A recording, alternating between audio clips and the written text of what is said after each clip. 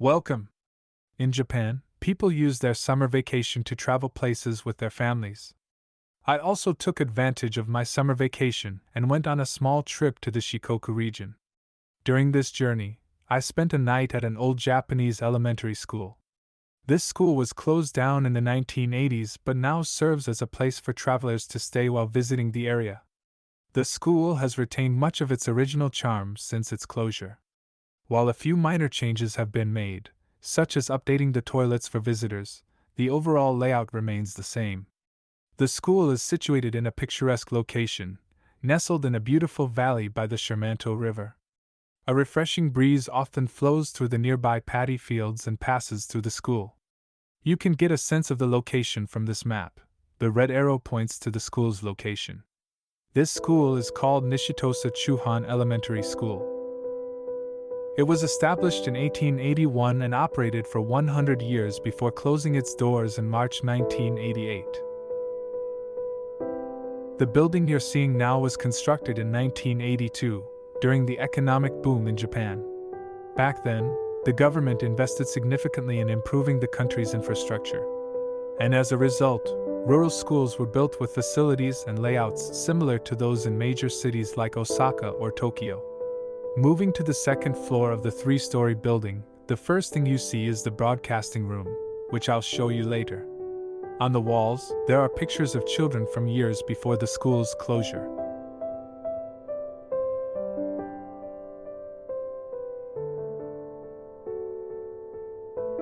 Here is the sick room. The equipment from that time is still well preserved.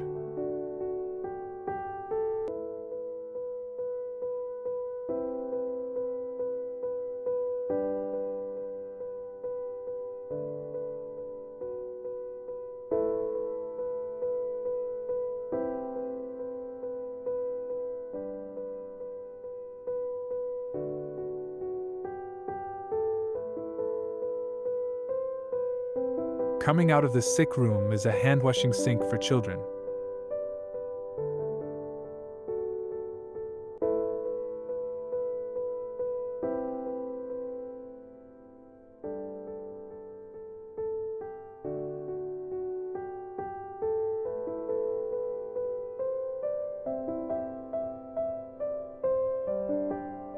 On the right, you'll find the children's toilets.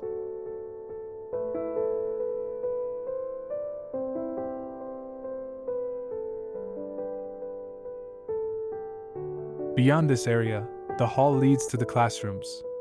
Since this is an elementary school, it had only 6 classes, spanning from grade 1 to grade 6. Due to its rural location, there might not have been many students back then. These classrooms have now been repurposed as lodging rooms. On the right side of the hall, you can enjoy a lovely view of the Shermanto River and the bridge. Let's now go to the third floor.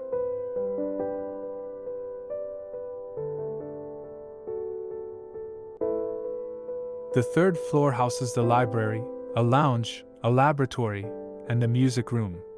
Let's start with the library.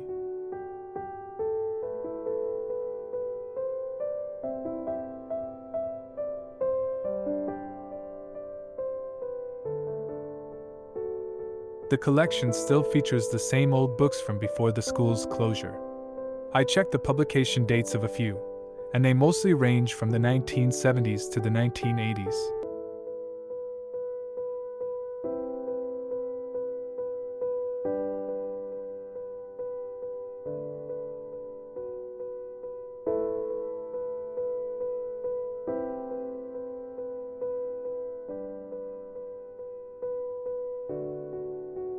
Leaving the library, you'll spot pictures showcasing the school's past events on the wall.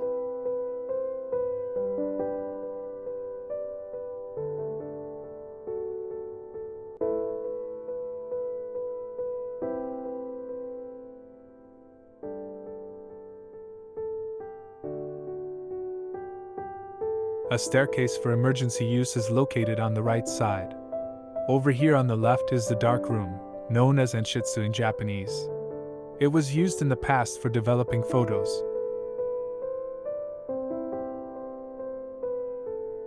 Now we're in the lounge. The view of the rice field in front of the school is breathtaking.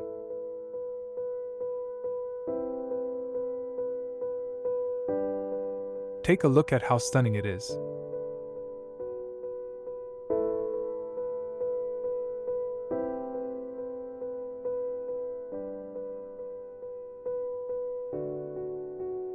Through the windows on the right, you can catch a glimpse of the Shermanto River flowing beside the school.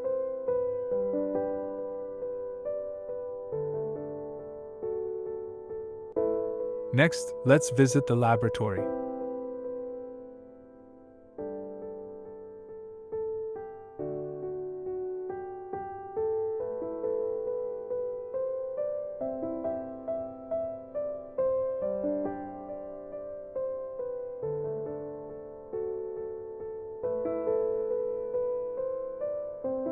The sinks here are designed for the height of young children.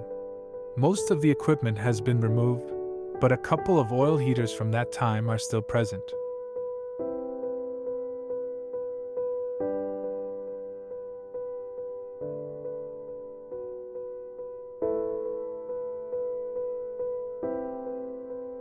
Next, we step into the music room.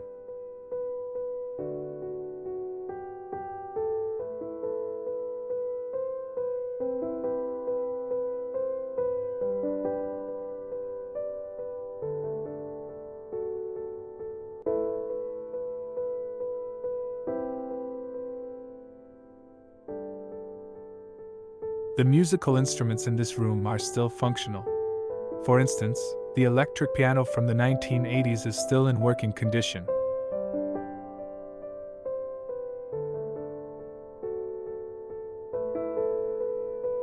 Back then, children must have stood in front of this piano, singing beautifully. Some of these children might still be living somewhere in Japan.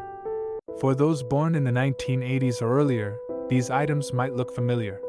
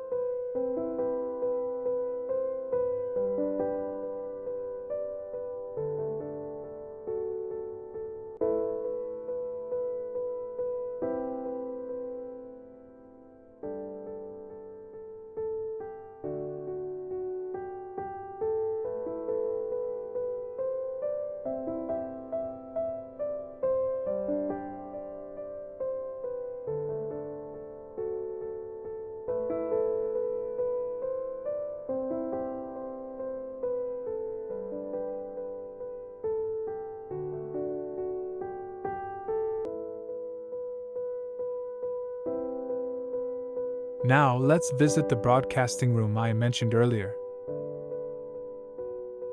This was where I spent the night. It's a soundproof room.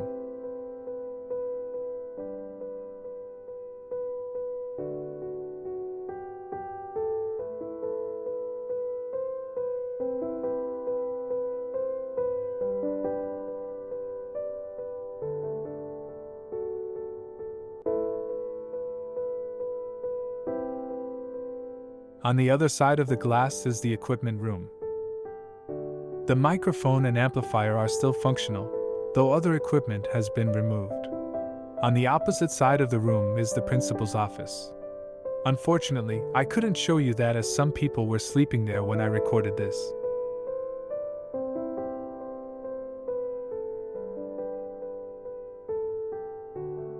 These are pictures of the children from the years before the school's closure.